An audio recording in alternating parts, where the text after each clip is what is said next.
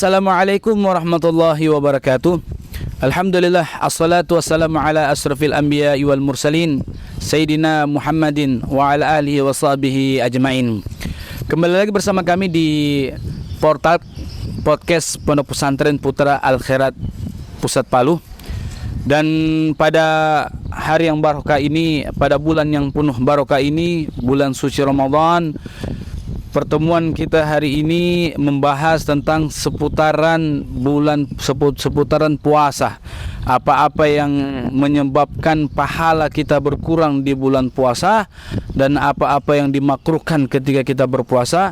Dan alhamdulillah di samping saya ini sudah ada Al-Ustadz Al-Mukarram Ustadz Muhammad Fitra PST. Masya Allah, alumni Yaman Tarim Ustadz ya. Masya Allah. Bagaimana kabar Ustadz? Alhamdulillah sehat Ustaz. Antum sehat-sehat? Alhamdulillah sehat juga Ustaz. Masya Allah. Allah Akbar. Jadi Ustaz, alhamdulillah kita kan sudah berada di 15 bulan di 15 ini ya. Hari di bulan puasa kita, Masya Allah, berarti kurang lebih sekitar ya tinggal setengah puasa lagi Ustaz ya. Nah ini Ustaz sangat menarik, perlu kita bahas. Begitu banyaknya orang yang kurang paham dengan makna daripada kita berpuasa ini Ustaz. Mungkin Ustaz Fitra bisa membahas sedikit.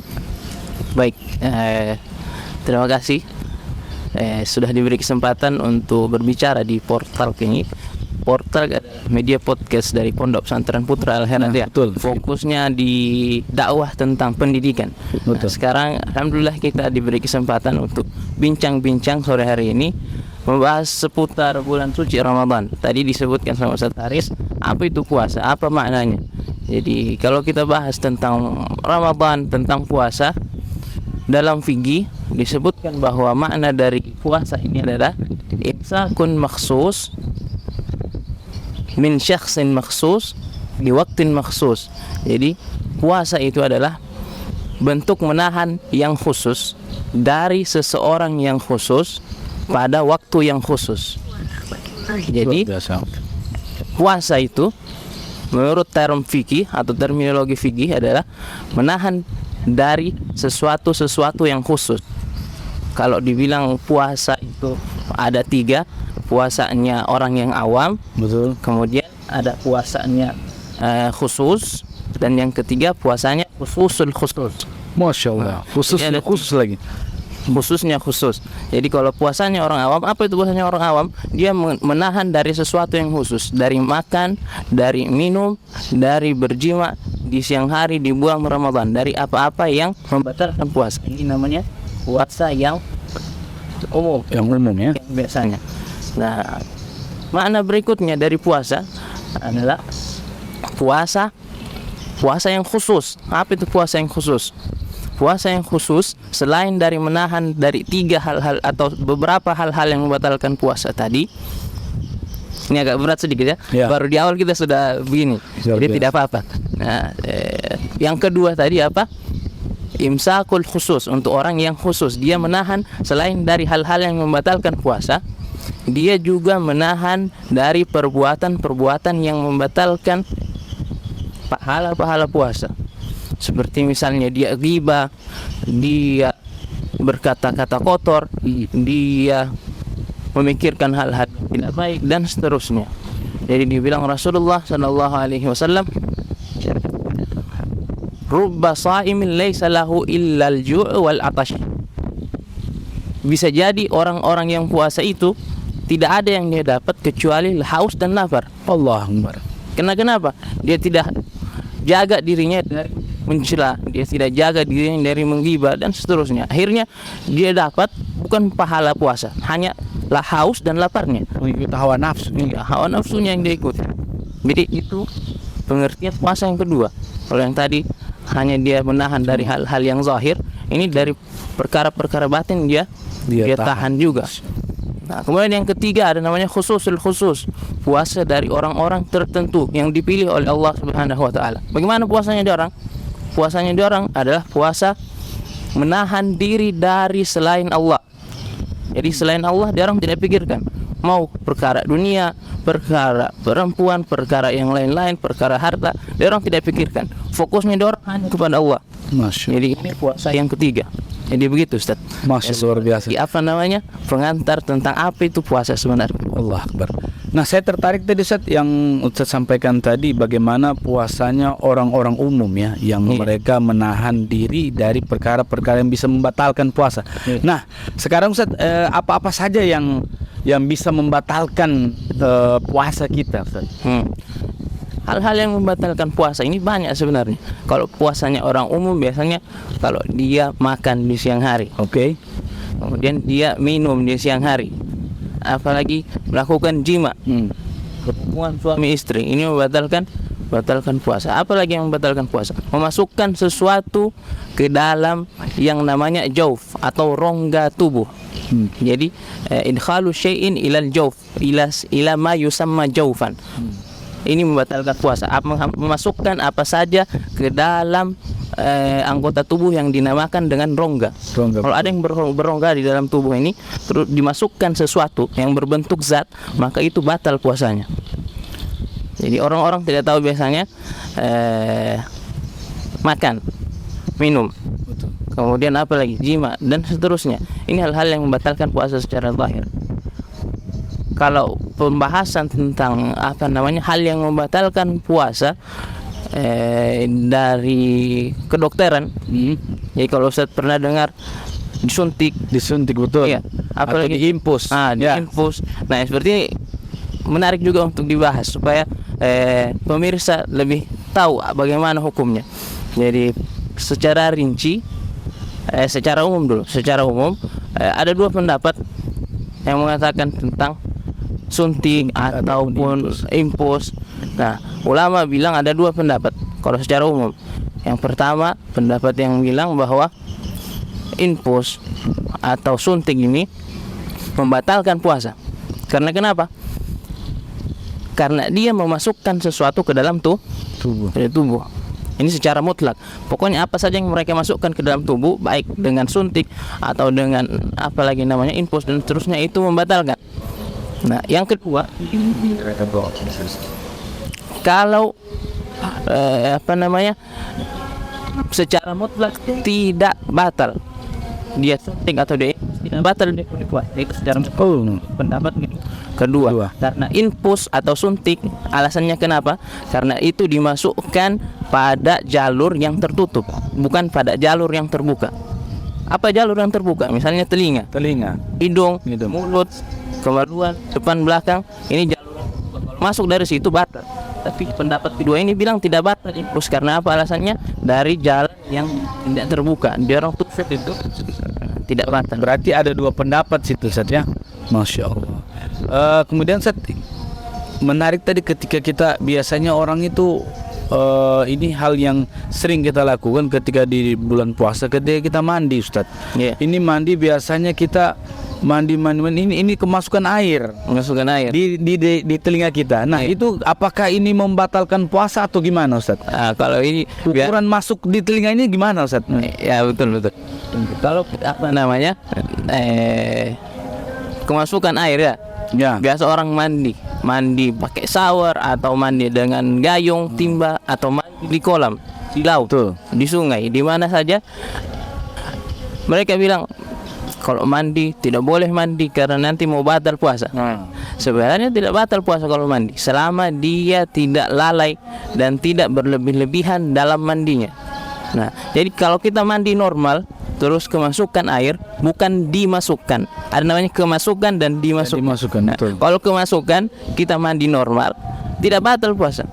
Mandi biasa, pakai shower, digosok-gosok kepala, telinga, kemudian tidak sengaja masuk, tidak batal. Adapun yang sengaja masuk lalai, dia mandi dengan berlebih-lebihan, kemudian berendam dengan lama-lama, ataupun pakai shower dia mandi sampai dia gosok semua masuk air. Yang seperti ini bisa membatalkan puasa. Apa hukumnya? Kalau dia seperti ini, wajib dia tahan sisa dari puasanya. Misalnya dia mandi siang, maka dari siang sampai sore, sampai berbuka, wajib dia tahan, tidak boleh makan minum meskipun sudah batal puasanya. Walaupun sudah batal, tapi dia ini tetap harus menahan. di luar bulan puasa wajib dia qada lagi karena tadi itu perbuatannya lalai, sudah mandi berlebihan. Allah, Gitu. luar biasa. Kemudian saya juga tertarik Ustaz, setelah ya, ini kan tadi kan puasanya orang awam untuk membatalkan yang tadi seperti kayak makan, kemasukan dan sebagainya. Nah ini juga masalah untuk jima Ustaz, jima di bulan puasa. Ini kan mungkin Ustaz bisa menerangkan sedikit apa hukumnya, terus apa akibatnya ketika kita berbuat demikian, apa yang harus kita lakukan seperti itu. Iya. Mungkin bisa menjelaskan sedikit Ustaz. Jadi di antara hal yang membatalkan puasa adalah jima. Betul. Iya. Kalau dilakukan dalam sementara berpuasa, ada konsekuensi yang bakal harus kita lakukan. Tapi kalau kita lakukan pas pada waktu berbuka puasa misalnya, terus berbuka puasa baru kita buka dengan melakukan jima, ini boleh. Oh, masya Allah. Mau Ketika mau berbuka, sudah waktunya berbuka. kita buka dengan itu luar biasa. Masya Allah. Nah, adapun tadi kalau dia lakukan jimanya pas masih di tengah-tengah puasa, masih sore belum maghrib, belum azan, dia lakukan itu, maka ada konsekuensi yang harus dia terima. Yang pertama apa? Dia harus memerdekakan budak. Oh, masya Allah. Dia memerdekakan budak. Susah sekali. Sekarang di zaman sekarang tidak ada budak didapat. Di mana didapat? Kalaupun ada, mungkin misalnya ketika nanti di zaman perang, peperangan mungkin terjadi di akhir zaman, banyak lagi muncul tawanan perang. Ini yang mereka jadikan budak. Itu susah. Nanti belakangan itu baru ada budak. Kalau sekarang mau cari budak, mau memerdekakan budak, susah sekali. Nah, jadi pilihan pertama itu. Yang kedua apa? Yang kedua, it'amu sittina miskinan, memberi makan puasa 60 hari. Puasa 2 bulan berturut-turut. Puasa berturut-turut 2 bulan 60 hari. Ini berturut-turut berarti Berturut-turut. andaikan kalau misalnya dia sudah menjalani 40 hari puasa. Iya. Kemudian batal di 41-nya, ini berarti ulang kembali. Ulang lagi. Allah. Jadi siklusnya dia ulang dari awal lagi. Kenapa? Karena untuk menjadikan orang-orang yang seperti ini takut supaya dia tobat, tidak boleh sengaja dia lakukan Ada efek jerahnya, Ustaz, ya? Supaya ada efek jerahnya. Jadi yang pertama tadi apa? Memerdekakan budak. Kemudian yang kedua puasa 60 hari, 2 bulan berturut-turut. Syahraini mutatabi'aini. Dibilang mutatabi'aini artinya berturut-turut, tidak boleh batal di tengah jalan, tidak boleh putus. Yang terakhir apa? It'amu sittina miskinan, memberi makan 60 orang miskin. Jadi kalau dia tidak mampu 60 hari berpuasa, dia coba dulu itu 60 hari. Tidak boleh langsung dari dia tidak dapat budak langsung pindah ke yang terakhir memberi makan 60 orang miskin. Jadi secara berturut-turut atau secara tertib. Tidak loncat dari awal langsung ke 3. Jadi pertama tidak dia dapat, yang kedua tadi puasa 60 hari. Dia coba dulu itu. Kalau sudah memang tidak mampu, dibilang dokter sudah tidak bisa dia ini puasa 60 hari. Oh, berarti tidak bisa ya. Boleh dia loncat. Saya pingin yang ketiga aja saja kan. Tidak. Oh, tidak harus berturut-turut tertib. Terus yang terakhir kalau sudah dia tidak mampu puasa, baru dia pindah ke yang terakhir memberi makan 60 orang miskin. Orang miskin. Gitu. Jadi itu dia punya perincian bagi orang yang membatalkan puasa di bulan Ramadan dengan jima tadi. Alhamdulillah, masya Allah. Jadi kita sudah berbicara masya Allah tentang bagaimana membatalkan puasa, apa yang membatalkan. Kemudian saat ini juga, nah ya, di bulan puasa ini bulan yang dapat seluruh amalan kita dilipat gandakan Ustaz ya. Nah, betul. Amalan apa Ustaz yang perlu kita perbanyak di bulan puasa ini agar pahala kita ini betul-betul memang makbul dan banyak berlipat ganda? Banyak didapat. Jadi kalau di bulan puasa ini dibilang bulan bonus. Bulan diskon. Karena apa yang kita tidak dapat di bulan lain ada semua di bulan Ramadan. Oh. Dan bakal dapat banyak bonus di dalamnya kalau kita lakukan. Dibilang Rasulullah, barang siapa yang melakukan amalan-amalan sunnah di bulan Ramadan sama dengan pahala orang melakukan amalan wajib. Betul. Yang melakukan amalan wajib di bulan Ramadan akan dilipat gandakan pahalanya 7 kali bahkan 700 kali oleh Allah Subhanahu wa taala. Jadi apa yang mesti kita lakukan? Tentunya yang pertama, yang wajib jangan ditinggalkan. orang puasa tapi dia tinggalkan sholatnya, sholat 5 waktunya. Nah, seperti itu Ustaz. Nah, jadi itu dulu yang penting, kasih lengkap dulu dia punya amalan-amalan wajib yang fardu-fardu, baru tambah dengan yang sunnah. Sunnah. Nah, ya ini yang sering terlupa. Ada orang puasa tapi tidak sholat, ada orang taraweh tapi tidak sholat isya. Nah, iya betul kan? Betul. Yang sunnahnya diambil, Iya. yang wajibnya ditinggalkan. Yang paling pertama kasih lengkap dulu yang wajib-wajib. Kalau sudah baru kita tambah lagi dengan yang sunnah. Apa yang sunnah yang banyak? Sholat tadi sudah yang wajib. Kalau tambah yang sunnah banyak. Ada qabliyah, ada ba'diyah, Betul. ada tarawih, ada witir. Yang kita kerjakan semua di bulan Ramadan supaya tambah banyak kita punya pahala. Kemudian apa lagi? Zakat atau sedekah.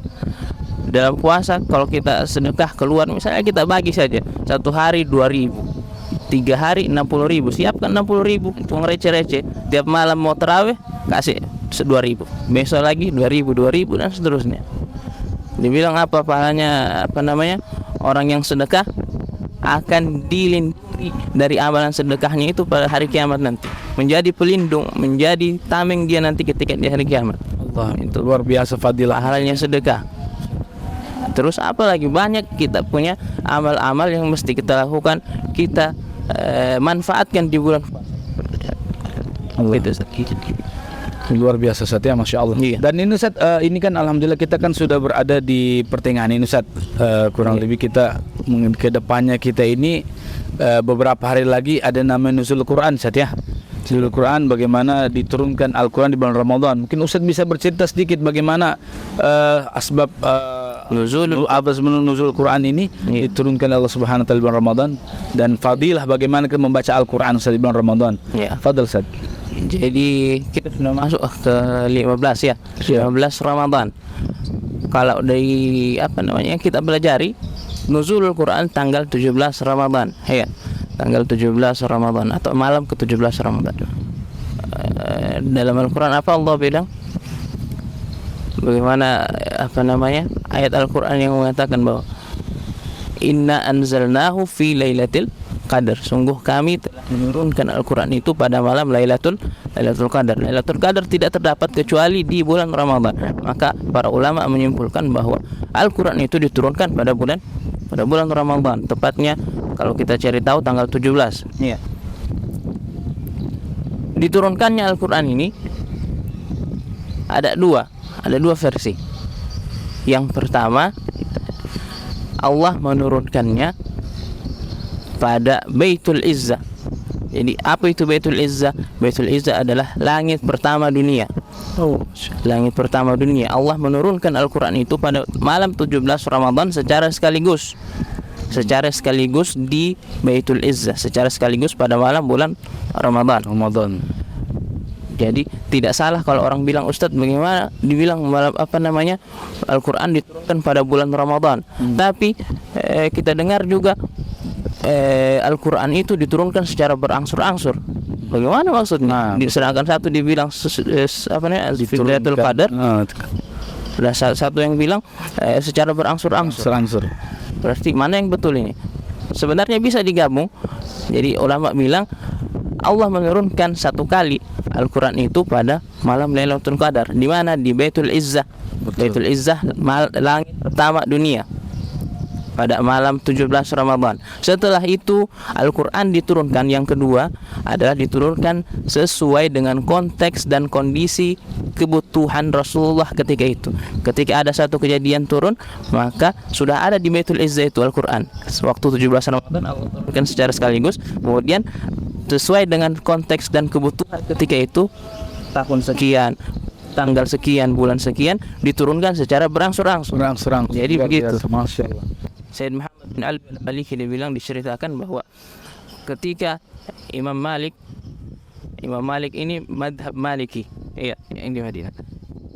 Imam Malik ketika datang bulan Ramadan, dia katakan Ja'al Quran, telah datang Al-Quran. Maksudnya apa? Ramadan ini seakan-akan dia khususkan hanya untuk Al-Quran.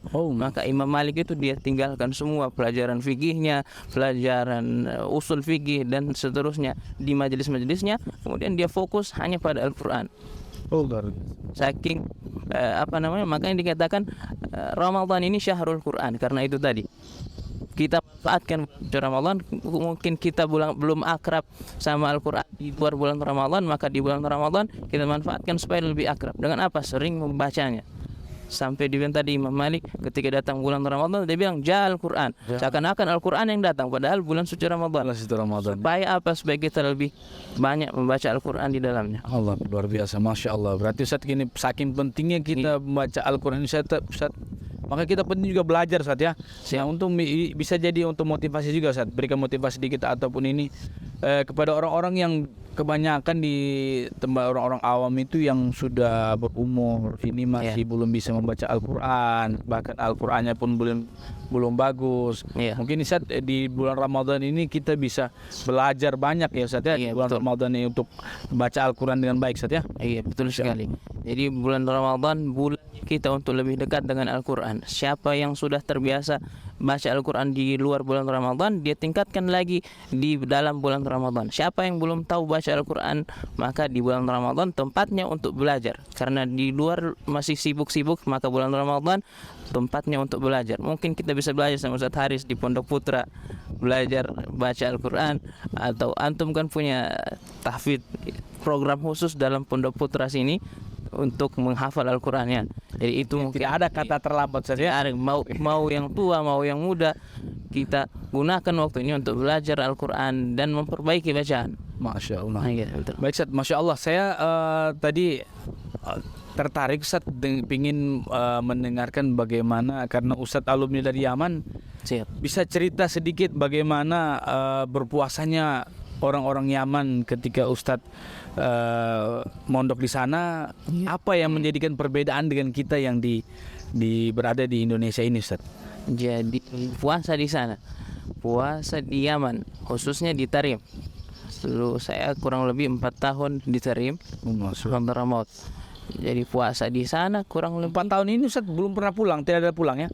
Berarti di sana terus ini? Iya, dulu awal-awal 1,5 tahun itu di Mukalla, terus pulang karena ada evakuasi waktu itu. Oh, sempat pulang ya? Sempat evakuasi. Kemudian kita nunggu di Gresik namanya.